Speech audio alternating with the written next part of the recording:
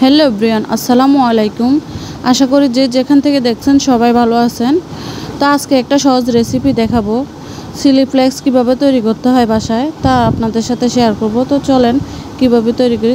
তো ফার্স্টে একটা দিয়ে দিলাম। তো শুকনো কড়াইতেই আমি মরিচগুলো ঢেলে দিলাম।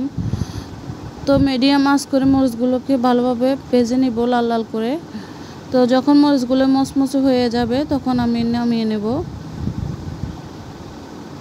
তো এভাবে চিলি ফ্লেক্সটা বাসায় তৈরি করে রাখলে আপনাদের সকল কাজে হেল্প হবে। তো আপনারা চাইলে এভাবে মরিচ চিলি ফ্লেক্স দিয়ে আপনারা ভর্তাও তৈরি করে খেতে পারেন। চাইলে আলু ভর্তা যে কোনো কিছুতেই আপনারা ইউজ করতে পারেন।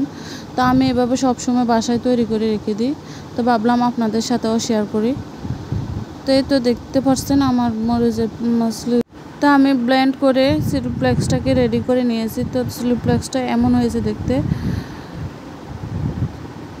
তো আপনারাও বাসায় এভাবে চিলি ফ্লেক্স তৈরি করে রেখে দিবেন, আপনাদের অনেক কাজে হেল্প হবে। আজ এই পর্যন্ত, সবাই ভালো থাকবেন, সুস্থ থাকবেন। আল্লাহ হাফেজ।